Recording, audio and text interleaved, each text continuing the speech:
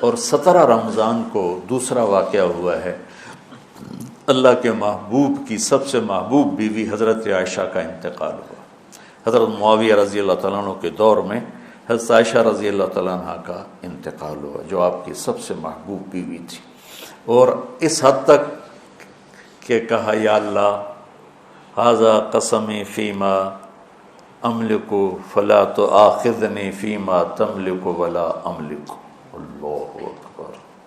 یا اللہ میں نے بیویوں میں برابری کی ہے، پر میرا عائشہ سے پیار زیادہ ہے، اس پر میری پکڑ نہ فرمانا۔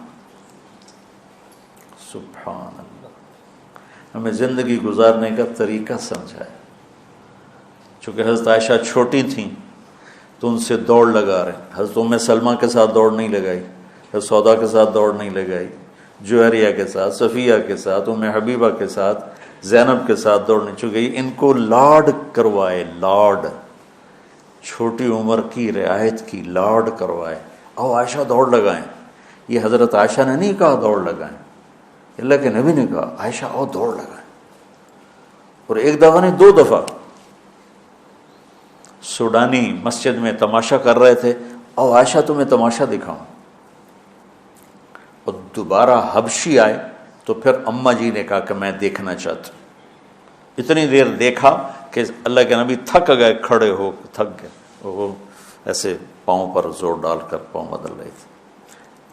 آٹا گوندھ کے دیتے تھے شروع میں، جو کہ حضرت عائشہ کو آٹا گوندنا نہیں آتا تھا، پھر پاس بیٹھ کر 1-2 نوالے منہ میں ڈال دیتے تھے۔ اب آپ جو فارغ ہو کے جا رہے ہو، کوئی سال لگاؤ گے، کوئی کسی کی شادی ہوگی، تو یہ میری ایک نصیحت ہے کہ اچھے خامند بن کے دکھاؤ۔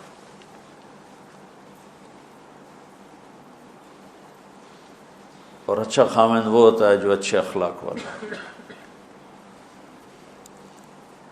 ابھی آپ چھٹیوں میں جا رہے ہیں گھر، تو اپنے والدین کی خدمت، بہن بھائیوں کی خدمت۔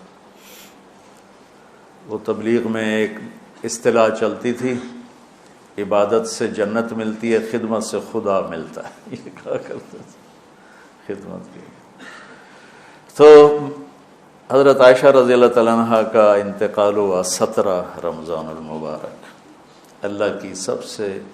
اللہ کے محبوب کی سب سے محبوب بیوی، پہلی اور آخری خاتون جن کے سینے پر سر رکھے ہوئے کسی نبی نے جان دی، وہ وہی نبیوں کے سردار، مات فی سحری و نحری، کا یہاں میرے نبی کا سر تھا، اور آپ ان کو آسرا دے کے اس طرح بیٹھی ہوئی تھی، اور آپ تھوڑا سا یوں نیم دراز تھے اس حالت، اور یہاں سر رکھے ہوئے حضرت عائشہ کے سینے پر نبی نے جان دی، یہ کائنات کی واحد خاتون ہے جس کے سینے پر سر رکھے ہوئے نبی نے جان دی۔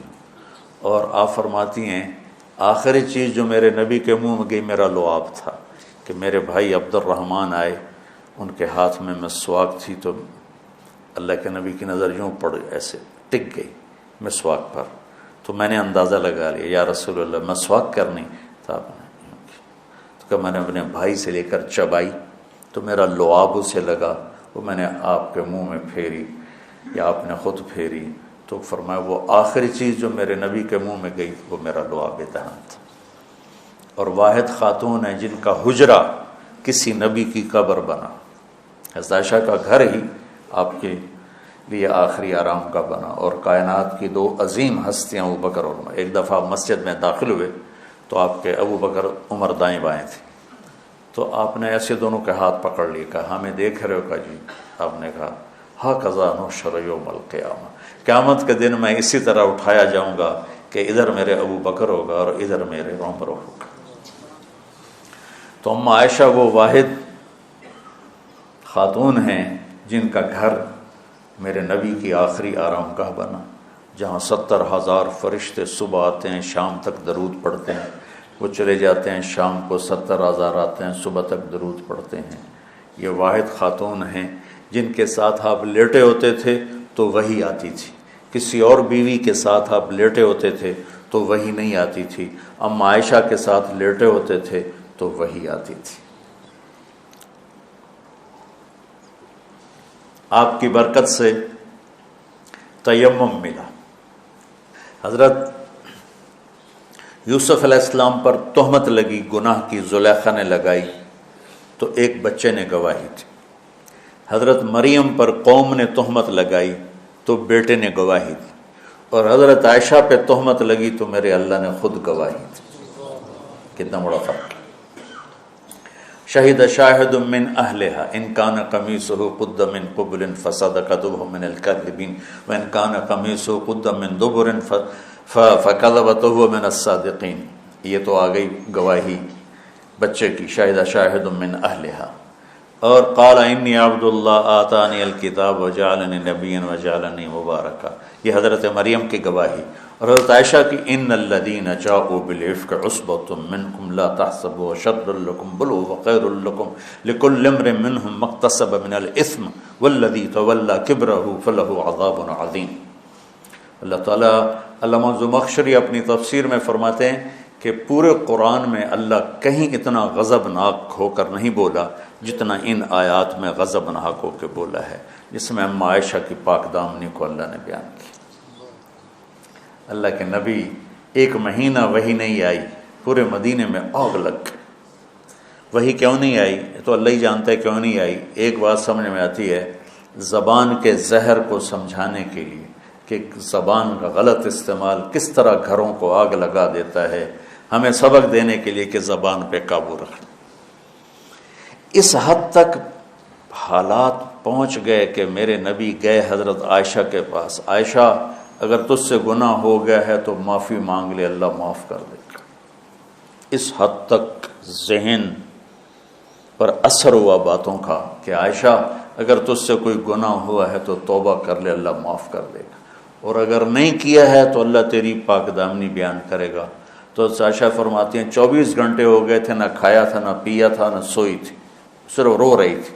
تو ایک دم میرے آنسو خشک ہوئے، اٹھ کے بیٹھ گئی۔ میں نے کہا ابا جان میری صفائی پیش کرو۔ ابو بکر وہ ایسے کانپ رہے تھے کہ بیٹی میں تو کچھ نہیں کہہ سکتا۔ اماں جان ام رما میری صفائی پیش کرو۔ وہ بھی کہنے لگے بیٹی میں تو کچھ نہیں کہہ سکتی۔ تو کہ میں نے ایک دم چمک کے کہا سچ بولوں گی تو کوئی مانے گا نہیں، جھوٹ بولوں تو اپنے آپ کو برا کہوں، بس میں وہ کہتی ہوں جو یوسف کے باپ نے کہا تھا، حضرت یعقوب۔ کہنے کہ مجھے غم میں حضرت یوسف کے والد کا نام ہی بھول گیا۔ میں نے کہا اقول کما قال ابو یوسف فصبر جمیل واللہ المستعان علی ما تصفون۔ کہنے کہ یہ کہہ کر میں لیٹ گئی دوبارہ، اور مجھے نہیں پتا تھا کہ میرے بارے میں قرآن آئے گا۔ مجھے یہ تھا کہ اللہ کا نبی کو خواب دیکھ لیں گے یا جبریل آ کے کہہ دیں گے یہ قصہ غلط ہے، لیکن وہ تو قرآن۔ جب وہی اتری ایک دم تو ابوبکر اور ام رومان ایسے کانپنے لگے، چہرے زرد ہو کر مرنے والے ہو کے کہ پتہ نہیں ہماری بیٹی کے حق میں ہے یا خلاف ہے۔ جب وہی ختم ہوئی تو میرے نبی مسکرائے زور سے، کہا عائشہ مبارک ہو، اللہ تیری گواہی دینے خود آ گیا۔ تو ام رومان کہنے لگی عائشہ اٹھو اللہ کے نبی کا شکر ادا کرو۔ کہ نہیں، میں اس کا شکر ادا کروں گی جس نے میری گواہی دی۔ تو 17 رمضان حضرت عائشہ کا انتقال کا دن ہے۔ تو آج میں نے اپنے اوپر جبر کر کے بول لیا ہے 50 منٹ، اب دعا کرنا مجھے سر درد نہ ہو۔ اور 21 کی رات ہے، سبق پڑھتے پڑھتے میرے لیے آپ سب بچے دعا کر دیں۔